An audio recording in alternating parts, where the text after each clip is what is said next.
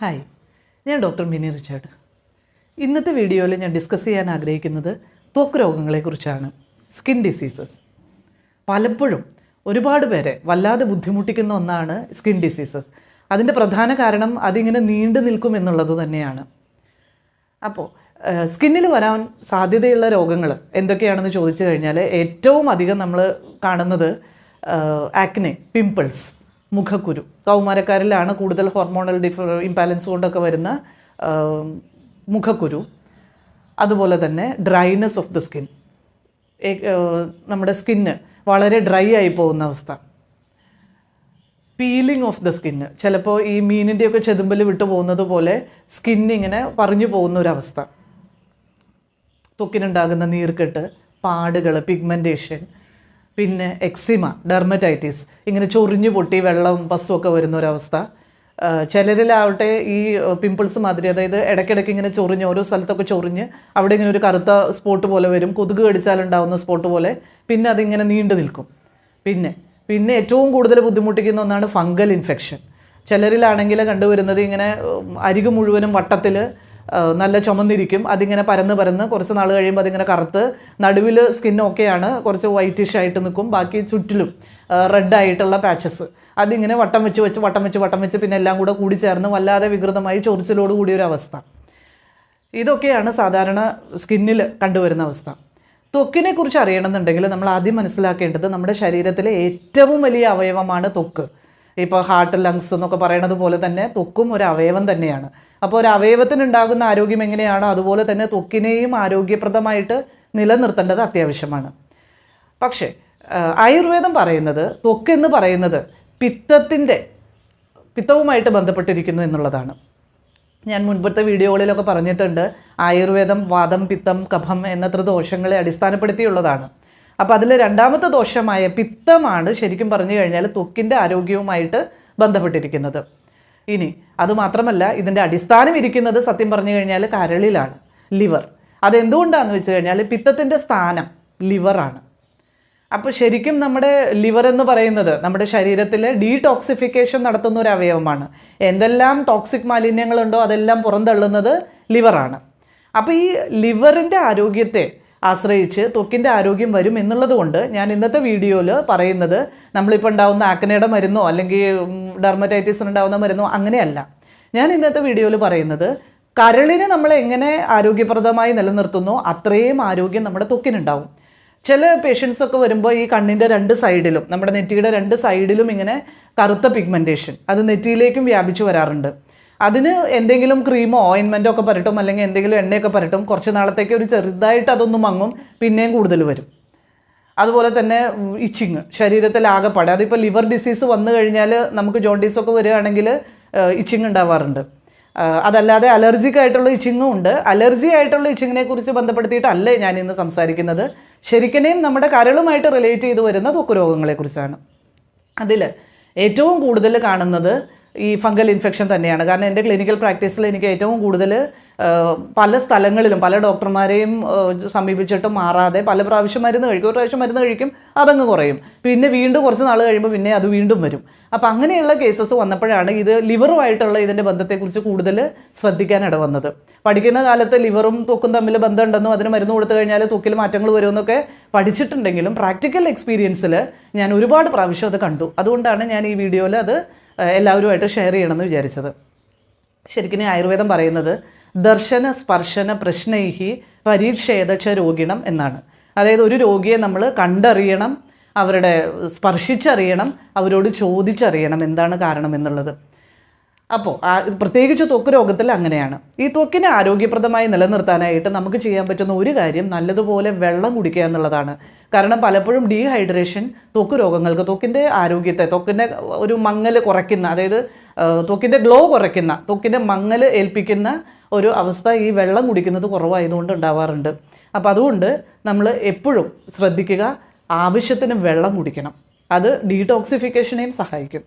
രണ്ടാമത് നമുക്ക് ചെയ്യാൻ പറ്റുന്നത് നമ്മൾ പിത്തം കൂട്ടുന്ന ആഹാരങ്ങൾ കുറയ്ക്കുക. അതായത് എരിവ്, പുളി, ഇങ്ങനെയുള്ള ആഹാര സാധനങ്ങളൊന്ന് കുറയ്ക്കുക.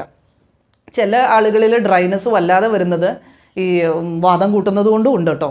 അതിൽ നമുക്ക് ചെയ്യാൻ പറ്റുന്നത് ബദാം പോലെയുള്ള ഇതുള്ളത്, അതായത് ഓയിലുള്ള എന്തെങ്കിലും സാധനങ്ങൾ കുറേശ്ശെ ഡെയിലി 1-2 ബദാമൊക്കെ കുതിർത്ത് വെച്ച് കഴിക്കുക എന്നുള്ളത് സ്കിന്നിൻ്റെ ആരോഗ്യത്തിന് ഹെൽപ്പ് ചെയ്യുന്നതാണ്. ഇനി മരുന്നെന്ന് പറയുന്നത് ശരിക്കും നമുക്ക് സ്കിൻ രോഗങ്ങളിൽ മരുന്ന് എന്താണ്? നമുക്ക് പടോല കടുരോഹിണി എന്ന് പറയുന്ന മരുന്ന്, അതായത് പിക്രോറൈസ കുറുവ, കടുക് രോഹിണി, ഇതാണ് കരളിൻ്റെ ചികിത്സയിൽ ഈ കണ്ടൻറ്റുള്ള മരുന്ന് കഴിച്ചു കഴിഞ്ഞാൽ, ആയുർവേദ മരുന്ന് കഴിച്ചു കഴിഞ്ഞാൽ ലിവറിൻ്റെ എല്ലാ അവസ്ഥയിലും, അതായത് ലിവറിൻ്റെ എന്തൊക്കെ ഡിസീസസ് ഉണ്ടോ അതിലെല്ലാം മാറ്റം കാണുന്നുണ്ട്. ലിവർ ഫങ്ഷൻ ടെസ്റ്റ് ചെയ്യുമ്പോൾ നമുക്കിപ്പോൾ ബിലിറൂബിൻ അല്ലെങ്കിൽ SGOPT SGPT എന്നൊക്കെയുള്ള വാല്യൂസ് കൂടി നിൽക്കുന്നിടത്ത് അത് ശരിക്കും ഒരാഴ്ചയ്ക്കുള്ളിൽ നോർമൽ വരുന്നത് കാണാറുണ്ട്. നമുക്ക് ആയുർവേദത്തിൽ മുൻപ് ഞാൻ വീഡിയോ ചെയ്തിട്ടുണ്ട് പടോല കടുരോഹിണ്യാദി കഷായം എന്നൊരു കഷായത്തെക്കുറിച്ച്. അത് നമുക്ക് ലിവറിൻ്റെ മരുന്നായതുകൊണ്ട് തന്നെ നമുക്ക് സ്കിൻ ഡിസീസിൽ, അതായത് മാറാതെ നിൽക്കുന്ന ത്വക്ക് രോഗങ്ങളിൽ കുറച്ചധികം കാലം എന്ന് ഞാൻ ഉദ്ദേശിക്കുന്നത് ഒരുപാട് വർഷങ്ങളെന്നല്ല, 2-3 മാസം നമുക്ക് കണ്ടിന്യൂസ് ആയിട്ട് ഈ കടുക് രോഹിണി ചേരുന്ന ലിവറിൻ്റെ മരുന്നുകൾ കഴിച്ചു കഴിഞ്ഞാൽ വ്യത്യാസം കാണാറുണ്ട്. വ്യത്യാസം എന്നല്ല, ശരിക്കും അത് മാറാറ് തന്നെയുണ്ട്. പിന്നെ ഇതുപോലെ തന്നെയാണ് പടോല മൂലാദി കഷായം. പടോല മൂലം എന്ന് പറയുന്നത് പടവലമാണ്, കാട്ടുപടവലം അതിൻ്റെ പേര്, അത് ചേർന്നിട്ടുള്ള കഷായം. അത് കഴിച്ചു കഴിഞ്ഞാലും ത്വക്ക് രോഗങ്ങളിൽ, പ്രത്യേകിച്ച് ചൊറിച്ചിലോട് കൂടിയ ത്വക്ക് രോഗങ്ങളിൽ വലിയ മാറ്റം കാണുന്നുണ്ട്. പക്ഷേ ഈ പടോല മൂലാദി കഷായം കഴിക്കുമ്പോൾ ഒരു കാര്യം ശ്രദ്ധിക്കണം. ആദ്യത്തെ ഒരു 2-3 ദിവസം വയറ് വേദനിക്കുകയും വയറ് ഒഴിഞ്ഞു പോവുക, അതായത് വയറിളക്കം ഉണ്ടാവുകയും ചെയ്യുന്നത് ഞാൻ ശ്രദ്ധയിൽപ്പെട്ടിട്ടുണ്ട്. അപ്പോൾ അതിനനുസരിച്ച് ആ മരുന്ന് സ്റ്റാർട്ട് ചെയ്യാവൂ. ഇപ്പോൾ 1-2 പ്രാവശ്യം വയറിളകി എന്ന് വെച്ചിട്ട് മരുന്ന് നിർത്തണം എന്നല്ല, പക്ഷെ അത് മനസ്സിലാക്കുക. കാരണം എന്താ വെച്ച് കഴിഞ്ഞാൽ നമ്മുടെ ശരീരത്തിൽ നിന്ന് ഡീടോക്സിഫിക്കേഷൻ്റെ പ്രോസസ്സ് ഭാഗമായിട്ടാണ് നമുക്കിത് ഉണ്ടാവുന്നത് പടോല മൂലാദി കഷായം ഉപയോഗിക്കുമ്പോൾ. പിന്നെ വില്ലുവാദി ഗുളിക, ഞാൻ മുൻപ് വില്ലുവാദി ഗുളികയെക്കുറിച്ചൊരു വീഡിയോ ചെയ്തിരുന്നു. അന്ന് ഞാൻ പറഞ്ഞിരുന്നു അത് വിഷചികിത്സയിൽ പറഞ്ഞിട്ടുള്ള മരുന്നാണ്, പക്ഷേ അത് ലിവറിൻ്റെ പ്രൊട്ടക്ഷന് വേണ്ടിയിട്ടുള്ളതാണ്. ഇപ്പം നിങ്ങൾ ആലോചിക്കുന്നുണ്ടാവും, ഡോക്ടർ ഇപ്പോൾ ലിവറിൻ്റെ മരുന്ന് കഴിക്കാൻ പറയുന്നുണ്ട്, പക്ഷേ ആയുർവേദത്തിൽ ലിവറിൻ്റെ മരുന്ന് കഴിച്ചാൽ ലിവറിന് പ്രശ്നം ഉണ്ടാവുന്നതായിട്ട് ഞങ്ങൾ പല വീഡിയോകളിലും കണ്ടിട്ടുണ്ടല്ലോ. കഴിഞ്ഞ ദിവസം എൻ്റെ അടുത്തൊരു പേഷ്യൻറ്റ്, കഴിഞ്ഞ 11 വർഷമായിട്ട് എൻ്റെ ചികിത്സയിലിരിക്കുന്ന കുട്ടിയാണ്.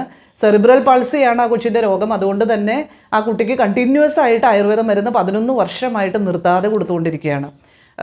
അതിൽ കൊടുക്കുന്നത് സാരസ്വത അരിഷ്ടം, അതുപോലെ തന്നെ ജീവന്ത്യാദി ഘൃതം, സാരസ്വത ഘൃതം, ഈ മരുന്നുകളൊക്കെ കണ്ടിന്യൂസ് ആയിട്ട് കഴിച്ചുകൊണ്ടിരിക്കുകയായിരുന്നു. അപ്പോൾ ഈ കഴിഞ്ഞ ദിവസം ആ കൊച്ചിൻ്റെ അമ്മ എൻ്റെ അടുത്ത് വന്നിട്ട് ചോദിച്ചു, ഡോക്ടറെ എന്നോട് പല ആളുകളായിട്ട് പറയണു ആയുർവേദ മരുന്ന് ഇത്രയും നാളും കൊടുത്തു കഴിഞ്ഞാൽ ലിവർ പ്രശ്നം വരും, കിഡ്നി പ്രശ്നം വരും, അത് നല്ലതല്ല ആയുർവേദ മരുന്ന് കൊടുക്കുന്നത്, അതുകൊണ്ട് ഡോക്ടറെ എന്താ ചെയ്യാൻ, മരുന്ന് ഞാൻ നിർത്തട്ടെ? ഞാൻ ചോദിച്ചു, അങ്ങനെയാണെങ്കിൽ നമുക്കൊരു കാര്യം ചെയ്യാം, നമ്മൾ ഇതിനു മുൻപ് കൊച്ചിൻ്റെ ബ്ലഡ് ടെസ്റ്റ് ചെയ്തിട്ടുള്ളതല്ലേ, ലിവർ ഫംഗ്ഷൻ ടെസ്റ്റും RFT റീനൽ ഫംഗ്ഷൻ ടെസ്റ്റ്, കിഡ്നിയുടെ ടെസ്റ്റുകളൊക്കെ നമ്മൾ ചെയ്തതല്ലേ, അത് ചെയ്ത് കഴിഞ്ഞിട്ട് കുറച്ച് നാളായി ഒരു കാര്യം ചെയ്യാം, നമുക്ക് ഒന്നുകൂടി ചെയ്യാം. അങ്ങനെ ഇന്നലെ ആ ടെസ്റ്റിൻ്റെ റിപ്പോർട്ടുമായിട്ട് അവർ വന്നു. ആ ടെസ്റ്റിൻ്റെ റിപ്പോർട്ടിൽ ആ കുട്ടിയുടെ ലിവർ ഫംഗ്ഷൻ മുഴുവനും നോർമലാണ്. ലിവർ ഫംഗ്ഷൻ ടെസ്റ്റിൻ്റെ എല്ലാ പാരാമീറ്റേഴ്സും വിതിൻ നോർമൽ റേഞ്ച്. ലിവറിന് യാതൊരു തകരാറുമില്ല, അതുപോലെ തന്നെ കിഡ്നിക്കും യാതൊരു തകരാറുമില്ല. ഓർക്കണം, ഈ കുട്ടി സാരസ്വതാരിഷ്ടം കഴിഞ്ഞ് 11 വർഷമായിട്ട് കണ്ടിന്യൂസ് ആയിട്ട് കഴിക്കുന്നുണ്ട്. അപ്പോൾ നിങ്ങൾ എന്നോട് ചോദിക്കും, എന്തിനാണ് ഈ സാരസ്വതാരിഷ്ടം ഇങ്ങനെ കണ്ടിന്യൂസ് ആയിട്ട് കൊടുക്കണമെന്നുള്ളത്? അത് കൊടുക്കാനുള്ള കാരണം മറ്റൊന്നുമല്ല, ആ കുട്ടിക്ക് കൺവൾഷൻസ്, അതായത് അപസ്മാരത്തിൻ്റെ ബുദ്ധിമുട്ട് വരുന്നുണ്ട്. അപ്പോൾ അത് ഇടയ്ക്ക് വന്നതുകൊണ്ടാണ് അലോപ്പതി മരുന്നുകൾ കഴിക്കുന്നുണ്ട്. അതിൻ്റെ ഒപ്പത്തിൽ ആയുർവേദ മെഡിസിൻ കൂടിയും സ്റ്റാർട്ട് ചെയ്തതിന് ശേഷം ഈ കുട്ടിക്ക് കാര്യമായിട്ടുള്ള ഒരു ഇമ്പ്രൂവ്മെൻറ്റ് ഉണ്ടാവുകയും ചെയ്തു. അതുപോലെ തന്നെ അപസ്മാരം വരുന്നത് നിൽക്കുകയും ചെയ്തു. അതുകൊണ്ടാണ് ഈ മരുന്ന് നിർത്തി 1-2 പ്രാവശ്യം നമ്മൾ മറ്റ് പനി കാര്യങ്ങളൊക്കെ വന്നപ്പോൾ 2 ദിവസത്തേക്ക് നിർത്തുമ്പോൾ ആ കുട്ടിക്ക് വീണ്ടും ഈ അപസ്മാര ലക്ഷണങ്ങൾ കാണിച്ചു തുടങ്ങിയതുകൊണ്ടാണ് ഇത് നിർത്താൻ പറ്റാതെ കണ്ടിന്യൂസ് ആയിട്ട് കൊടുത്തുകൊണ്ടിരിക്കുന്നത്. അപ്പോൾ ഞാൻ പറയാൻ ഉദ്ദേശിക്കുന്നത് ഇത്രയേ ഉള്ളൂ. ഇപ്പോൾ ആ കുട്ടിക്ക് 12 വയസ്സുണ്ട്. പക്ഷേ ഈ ഇത്രയും വർഷം കൊണ്ട് ഈ മരുന്ന് കഴിച്ചിട്ടും ഈ കുട്ടിയുടെ പോലും ലിവറിന് യാതൊരു തകരാറും വന്നിട്ടില്ല. അങ്ങനെയാണെന്നുണ്ടെങ്കിൽ വെറും 3 മാസമോ 6 മാസമോ ഏതെങ്കിലും ഒരു അരിഷ്ടമോ ഏതെങ്കിലും ഒരു ആയുർവേദ മരുന്നോ കഴിച്ചതുകൊണ്ട് ലിവർ തകരാറിലാവും എന്ന് പറഞ്ഞു കഴിഞ്ഞാൽ അത് വിശ്വസിക്കാൻ സാധ്യമല്ല. അപ്പോൾ നമുക്ക് ലിവറിനെ ഹെൽത്തി ആയിട്ട് നിലനിർത്താൻ സഹായിക്കുന്ന മരുന്നുകൾ കഴിച്ചു കഴിഞ്ഞാൽ ത്വക്ക് രോഗത്തിന് മാറ്റം വരുമെന്നുള്ളത്, അതുപോലെ തന്നെ ത്വക്കിൽ ഡെർമറ്റൈറ്റിസ് ചിലർക്കൊക്കെ എന്ന് പറഞ്ഞു കഴിഞ്ഞാൽ ഇങ്ങനെ കണ്ടിന്യൂസ് ആയിട്ട് ഇച്ചിങ് ഉണ്ടാവും കാലിലൊക്കെ, ചെരുപ്പ് കടിച്ചതാണെന്നൊക്കെ പറയണ ഞാൻ കേട്ടിട്ടുണ്ട്. അതായത് ചെരുപ്പിൻ്റെ അലർജി ഉണ്ടായിട്ട് പിന്നീട് അത് സെല്ലുലൈറ്റിസ് ആയി മാറി, പിന്നെ അത് മാറാതെ നിൽക്കുക, ഇങ്ങനെ ചൊറിഞ്ഞുകൊണ്ടിരിക്കും, നല്ല കട്ടിയുള്ള കറുത്ത സ്കിന്നാവും ആ ഭാഗം, എന്നിട്ട് അതിങ്ങനെ മാറാതെ നിൽക്കും, ചൊറിഞ്ഞുകൊണ്ടിരിക്കും. ചില സമയത്തൊക്കെ അതിൽ നിന്ന് പസ്സും വെള്ളമൊക്കെ പുറത്തേക്ക് വരും. ഇതിങ്ങനെ മനുഷ്യനെ ഉപദ്രവിച്ചുകൊണ്ടിരിക്കുന്ന തരത്തിലുള്ള ത്വക്ക് രോഗങ്ങളിൽ, അതുപോലെ തന്നെ ഫംഗൽ ഇൻഫെക്ഷൻ മാറാതെ നിൽക്കുമ്പോൾ ഇതിലെല്ലാം നമുക്ക് ലിവറിനെ പ്രൊട്ടക്റ്റ് ചെയ്യുന്ന, ലിവറിൻ്റെ ഹെൽത്ത് എൻഹാൻസ് ചെയ്യുന്ന ആയുർവേദ മരുന്നുകൾ ഉപയോഗിക്കുന്നത് വളരെ ഫലപ്രദമാണ്. ഞാൻ 1-2 മരുന്നുകളുടെ പേര് പറഞ്ഞു കഴിഞ്ഞു.